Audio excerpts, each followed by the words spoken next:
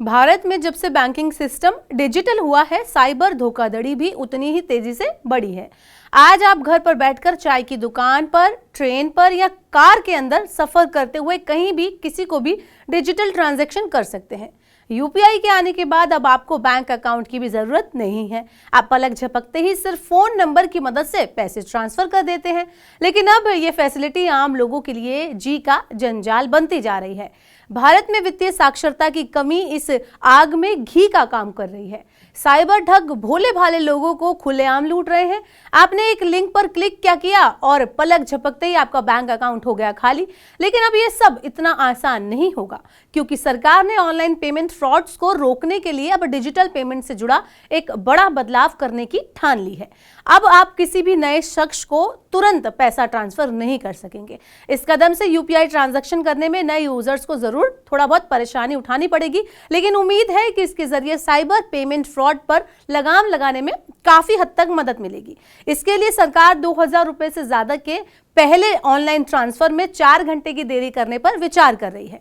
अगर यह नियम लागू हुआ तो आपको भी 2000 से ज्यादा के डिजिटल भुगतान अटकने की समस्या का सामना करना पड़ सकता है।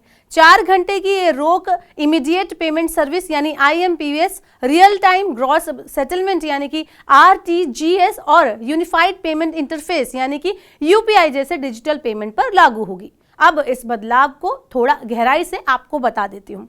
तो पहली बात तो यह है कि बदलाव सिर्फ पहले ट्रांजैक्शन पर ही लागू होगा, यानी ये उन 2 यूजर्स के बीच हुई पेमेंट में लागू होगा जिसके साथ उन्होंने पहले कभी लेन देन नहीं किया है। अगर पहली बार पेमेंट कर रहे हैं तो ये उसके अकाउंट में 4 घंटे के बाद क्रेडिट होगा।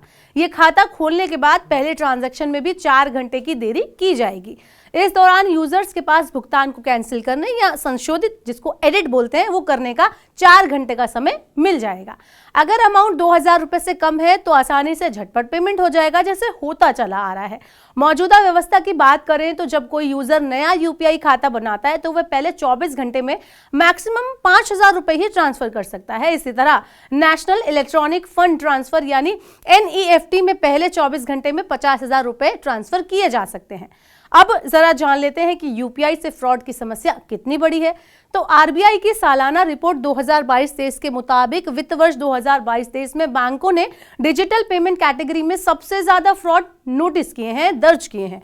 वित्त वर्ष 2023 में बैंकिंग सिस्टम में कुल 13,530 फ्रॉड के मामले रजिस्टर हुए, जिनमें 30,252 करोड़ रुपए की ठगी हुई है। वहीं कई बार सरकारी सिस्टम की वजह से भी घपले हुए हैं। हाल ही में यूको बैंक का एक मामला सामने आया था, ये आप सबको पता होगा, नहीं पता होगा तो मैं बता देती हूँ, जहां पर अकाउंट होल्डर्स के खाते में IMPS के जरिए 820 करोड़ रुपए क्रेडिट किए गए थे। तो अब ये जो यूपीआई के ऊपर नया बदलाव आने वाला है, नया नियम आने वाला है, उससे थोड़ी समस्या तो होगी, लेकिन पूरा यकीन है कि आपको फ्रॉड से बचने में भी समाधान मिलेगा।